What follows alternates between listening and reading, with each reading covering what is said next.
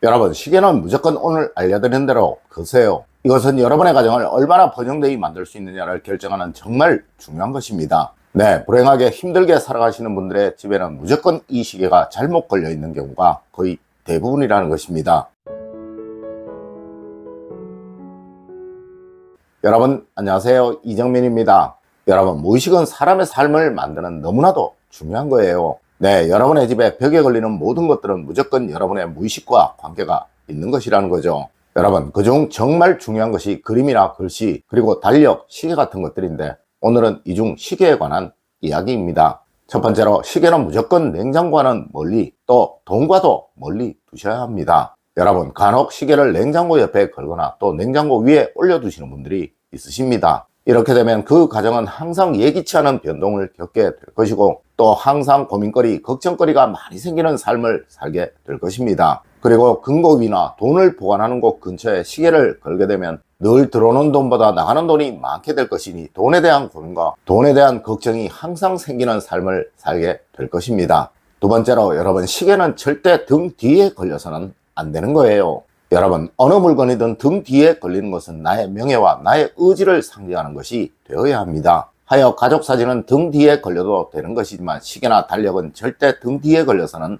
안 되는 거예요. 네, 이렇게 되면 항상 시간에 쫓기는 삶을 살게 되며 또 어느 것 하나 계획대로 이루어지지 않는 삶을 살게 됩니다. 하여 늘 하는 일보다 성과가 생기지 않는 삶, 또 의욕이나 의지만큼 이루어지지 않는 삶을 살게 된다는 것이죠. 네, 이런 가정은 아무리 노력해도 절대 그 결과가 좋을 수가 없습니다. 여러분, 어느 곳을 가시더라도 절대 시계를 등지고 앉지 않는 버릇 꼭 가지십시오. 네, 그것이 여러분의 목표를 이루는 가장 쉬운 수단입니다. 세 번째로, 여러분, 안방에는 큰 시계를 절대 두어서는 안 되는 거예요. 여러분, 풍수에서는 안방, 즉 침실에 큰 시계나 달력을 거는 것을 아주 금기시하고 있습니다. 물론 이는 심리학에서나 또 의학에서도 아주 좋지 못한 행동이라고 말을 하고 있다는 것이죠. 이는 시계의 소리로 인해 수면에 방해를 받는 경우가 참 많으며 또 이것 때문에 심리적인 불안감이나 불면증을 호소하는 사람이 굉장히 많기에 그러한 거예요. 여러분, 이 안방은 무조건 완벽한 휴식이 만들어져야 하는 공간이며 또한 여러분의 무의식이 새로이 창조가 되어야 하는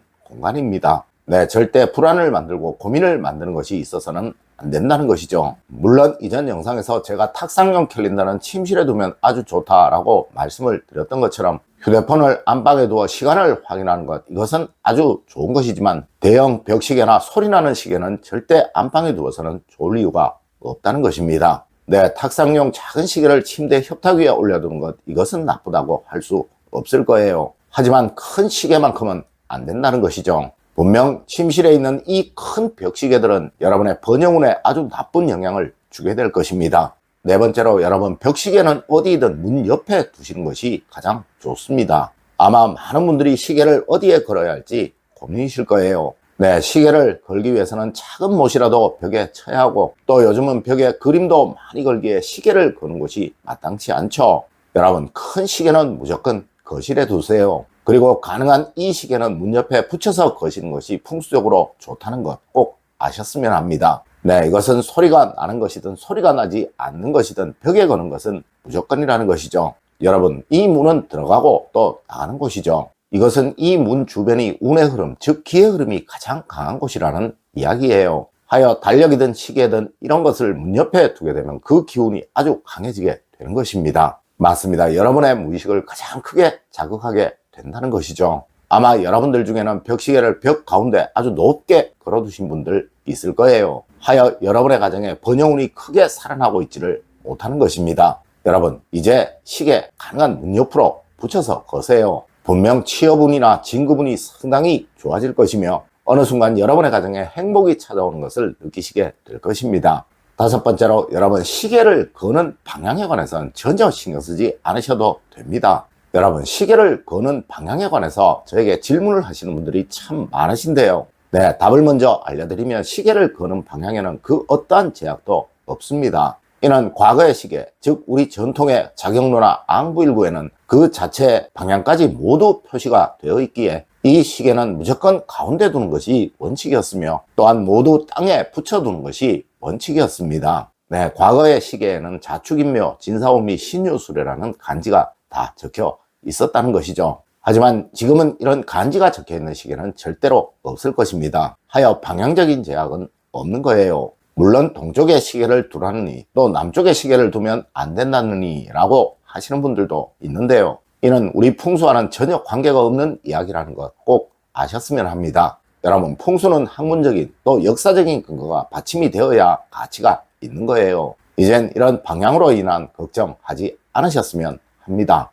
여섯 번째로, 시계는 누구나 쉽게 볼 수 있는 곳에 두시는 것이 원칙입니다. 여러분, 시계를 두는 목적은 바로 보기 위해서 그러한 것이며, 또한 여러분의 모든 일들에서 시간적인 오류가 없도록 만들기 위해서 그러한 거예요. 네, 무조건 잘 보이는 곳에 두시는 것이 원칙이라는 것이죠. 여러분, 풍수는 그 어떠한 물건이든 스스로의 기능이 잘 발휘할 수 있는 조건이 만들어질 때 그것을 가장 좋은 조건이라고 말을 합니다. 네, 조명은 불을 밝히는 것이라 불이 잘 밝혀지면 가장 좋은 풍수이고, 또한 수전은 물이 나오는 곳이라 깨끗한 물이 잘 흘러나오면 가장 좋은 풍수인 거예요. 물론 이 시계 역시 누구나 가장 잘 보이는 곳에서 또 불편함이 생기지 않는 상태라면 가장 좋은 풍수라는 것이죠. 하여 시계는 집안의 모든 사람들이 공통적으로 가장 많이 오가는 곳, 즉 거실에 걸어두면 가장 좋은 풍수가 되는 것입니다. 일곱 번째로, 여러분, 시계 역시 조화에 맞는 것이 가장 좋습니다.